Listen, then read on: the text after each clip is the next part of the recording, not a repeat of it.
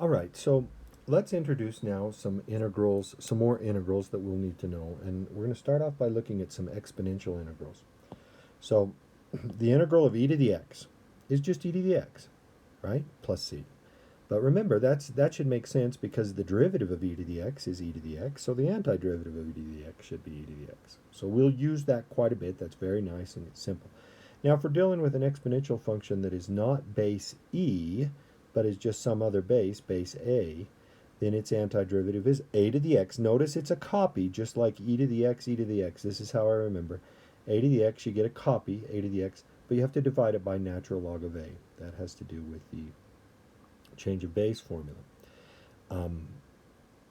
Plus c, all right? So now we have those rules. We can add those to our toolbox of of um, of integration tools. Okay. Now before we do that, let's just look at a couple simple examples that are just slight variations of these things. So here's one: the integral of e to the 4x dx. Now notice um, our original formula, the integral of e to the x, is just e to the x. But every once in a while, you'll have a coefficient on the x, e to the 4x. So the antiderivative of this is going to be, the integral of this is going to be e to the 4x. You get a copy times 1/4 plus c. Now just you can do that in a couple different ways. Maybe the easiest way is just to realize that when you take the derivative of e to the 4x, you have to use the chain rule. So the derivative of e to the 4x is just going to be e to the 4x, right? The derivative of the outside function, leave the inside alone, times the derivative of the inside. Derivative of 4x is just 4. And so when you tack on that 4, it'll hit this 1/4, turn into a 1, and you end up with e to the 4x. So that's one way you could do it. You could also do it by, let me just put it over here to the side, you could use a simple substitution, a u substitution. Would look like this: u equals 4x. That makes du dx 4, or dx equals du over 4. Now when you make the appropriate substitutions, you get e to the u, and then for dx, you put in a du over 4.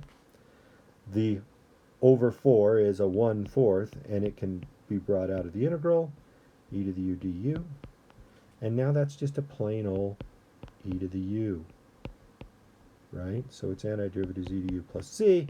We go back to x's e to the 4x plus c, and that's what we've got. So either way, you're fine to find the antiderivative of e to the 4x. Just remember that this is kind of a unique case when you've got a coefficient on the x in the exponential function. Okay, now that's a fairly simple approach, but let's look at another problem here.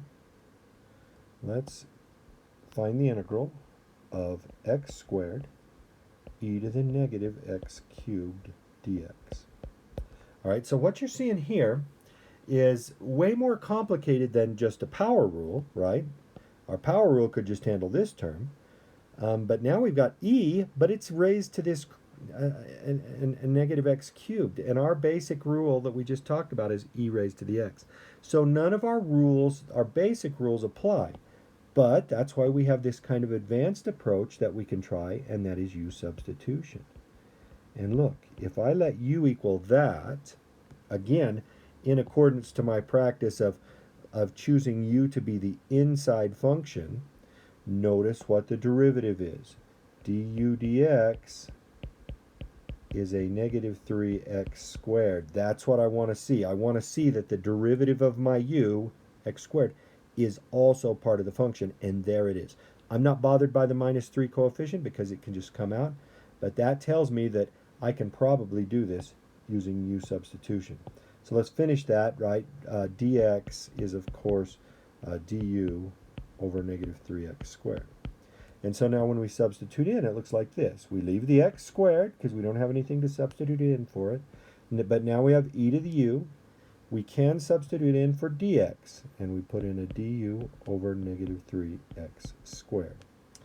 And look, bam, those are gone. All of the x's are gone. So we're left with integrating a negative 1/3 e to the u du. Piece of cake. Negative 1/3 e to the u plus c, or negative 1/3 e to the negative x cubed plus c. So now that you have these, the ability to integrate exponential functions, you can now start mixing these in with, u substitution, and just we can just start integrating more and more functions.